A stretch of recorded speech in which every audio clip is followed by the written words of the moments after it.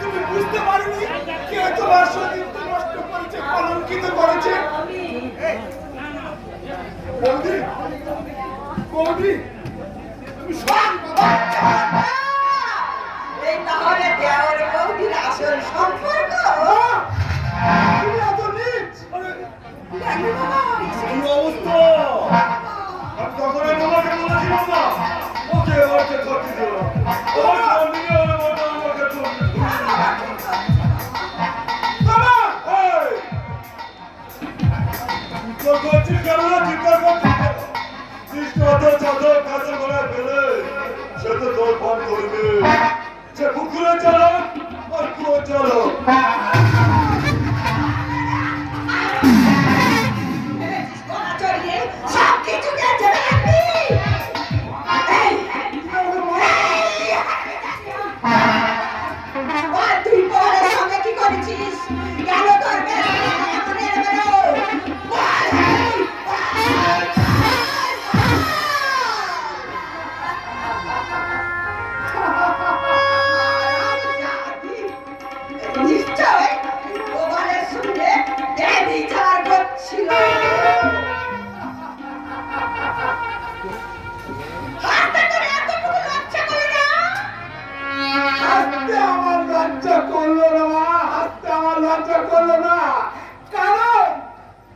যতই চড়া শুনে গান গাও না কেন, তোমার গানের শ্রোতা তুমি একটাও খুঁজে পাবে না।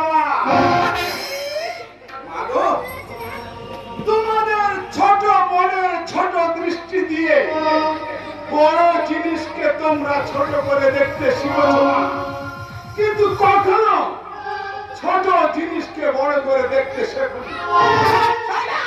বৌদিকে আমি মায়ের মতো শ্রদ্ধা করি, ভালোবাসি।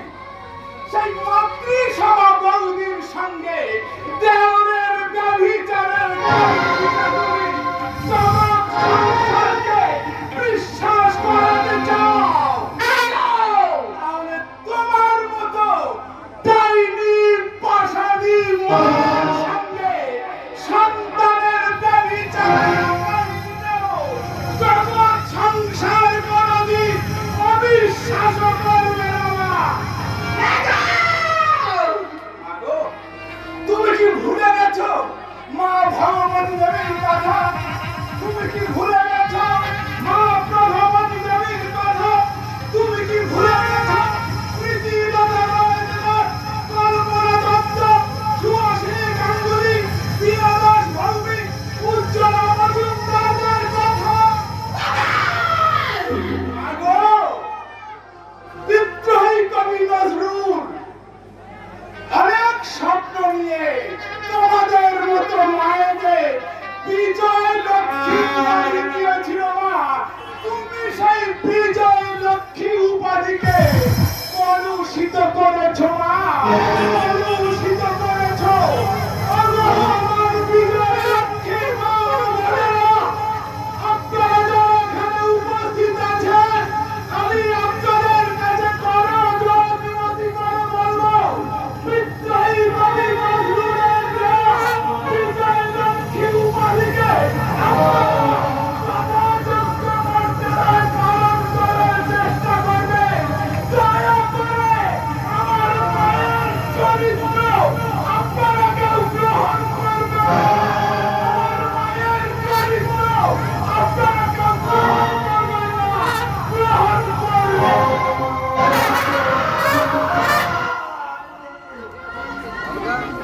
ঠিক আছে, ঠিক আছে, আমার এত বড় অপমান। ঠিক আছে, যেদিন তোদের একেবারে আমি হাতে নাতে ধরবো, সেদিন তোদের আমি সাধু গুরু বুঝিয়ে দেব, বুঝিয়ে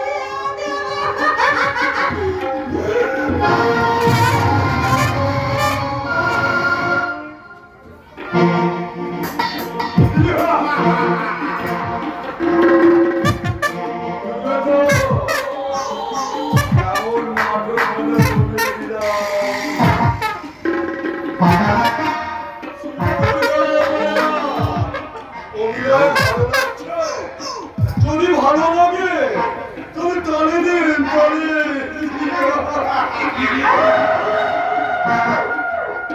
আর একটু অপেক্ষা করো, আমি এমন নাটক জমিয়ে দেব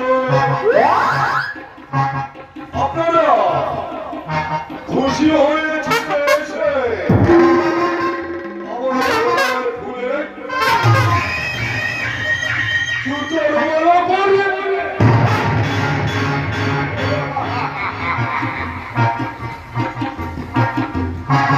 এতদিন ধারণ হচ্ছে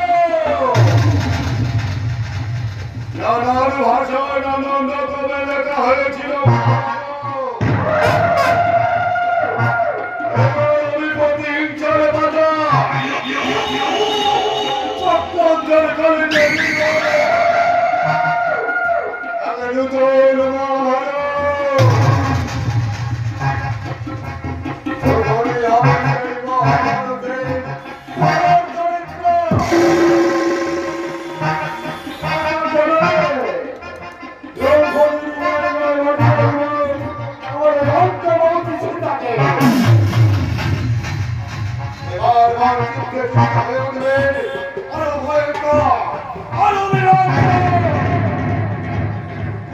তার চোখে গরমে দেখতে বছরে লেখার বেতনকে সবাই মেরে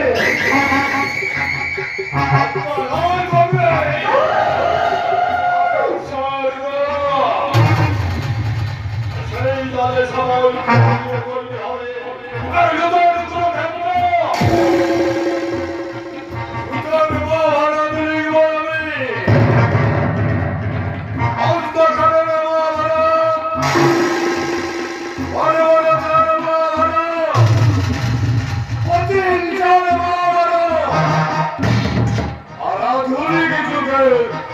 ডিজিটাল মহাভারত।